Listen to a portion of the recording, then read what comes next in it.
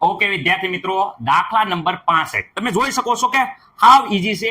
એક ખાલી શિલ્ડિંગ અસર અને વિદ્યાર્થી મિત્રો કેન્દ્રીય અસરકારક કેન્દ્રીય ભાર ની થિયરી આવડે એટલે દાખલો એકદમ વ્યવસ્થિત રીતે આવડી જશે. શું કહે છે? એલ્યુમિનિયમ અને સિલિકોનની 3p કક્ષામાં અયુગ્મિત ઇલેક્ટ્રોન હાજર છે, અમને ખબર જ છે. એમાં ઇલેક્ટ્રોન કયો ઇલેક્ટ્રોન છે એક વધુ કેન્દ્રીય અસરકારક ભાર અનુભવશે.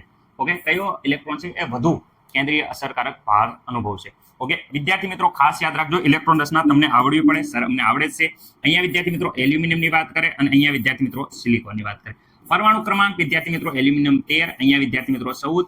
તો વિદ્યાર્થી મિત્રો પ્રોટોન પણ આમાં 14 હશે અને આમાં પ્રોટોન 13 હશે. ઓકે સર, અમને કાંઈ પ્રોબ્લેમ નથી. અહીંયા 13 ઇલેક્ટ્રોન ભરશો તો 1 2 જોઈ શકો, 3 4 5 6 7 8 9 10 11 12 અને વિદ્યાર્થી મિત્રો અહીંયા જોઈ શકો છો પી કક્ષામાં 1 ઇલેક્ટ્રોન આવ્યો. કેટલો આવ્યો? 1. ઓકે, અહીંયા પી કક્ષકની વાત કરે છે, આમાં 1 છે અયુગ્મિત ઇલેક્ટ્રોન. અહીંયા વાત કરે 14, 1 2 3 4 5 આવી રીતે નહીં ભરો, આમ ભરો, 5 6 7 8 9 10 11 12 અને વિદ્યાર્થી મિત્રો આ 13 અને આ 14. ઓકે સર, અહીંયા પી કક્ષકની વાત કરે તો અંદરની આ 2p કક્ષક એ બહારની પી કક્ષકના ઇલેક્ટ્રોનને શું કરે?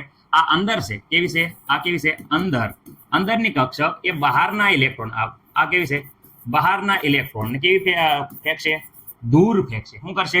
દૂર ફેંકશે. પરંતુ વિદ્યાર્થી મિત્રો હું અહીંયા કહું છું કે સાંભળો, દૂર ફેંકે છે, અહીંયા ખેંચવા વાળા માત્ર 13 જણા છે. આ ઇલેક્ટ્રોનને ખેંચવા વાળા કેટલા છે વિદ્યાર્થી મિત્રો? 13 પ્રોટોન છે. ઓકે, જ્યારે આ અહીંયા જોઈ શકો છો કે અહીંયા ખેંચવા વાળા કેટલા છે? તો વિદ્યાર્થી મિત્રો આ બંનેને ખેંચવા વાળા 14 પ્રોટોન છે. રેડી?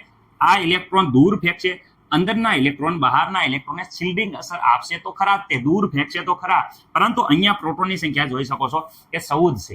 એટલે વિદ્યાર્થી મિત્રો હું એમ કહેવા માંગુ છું કે ભાઈ અહીંયા સિલિકોન જે છે એ સિલિકોનના ની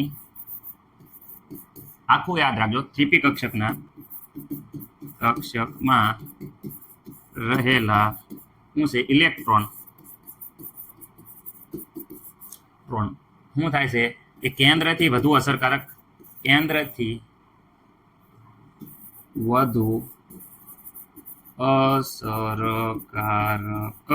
રેડી? કેન્દ્રથી વધુ અસરકારક કેન્દ્રીય ભાર અનુભવશે. કેન્દ્રીય ભાર શું થાય છે? અનુભવે છે. ઓકે, મને નથી લાગતું કોઈ કાંઈ ડાઉટ હોય. રેડી? એલ્યુમિનિયમ કરતા તમને ખબર જ છે સિલિકોન એ વિદ્યાર્થી મિત્રો વધારે કેન્દ્રીય અસરકારક ભાર અનુભવશે. તમે અહીંયા જોઈ શકો છો, જો મેં નોટિસ પણ આપી દીધી છે જેથી કરીને તમને થિયરીમાં યોગ્ય રહે. મેં સમજાવ્યું વ્યવસ્થિત છે, પણ આ લખાણ પ્રોપર છે, વાક્ય રચના. ઓકે.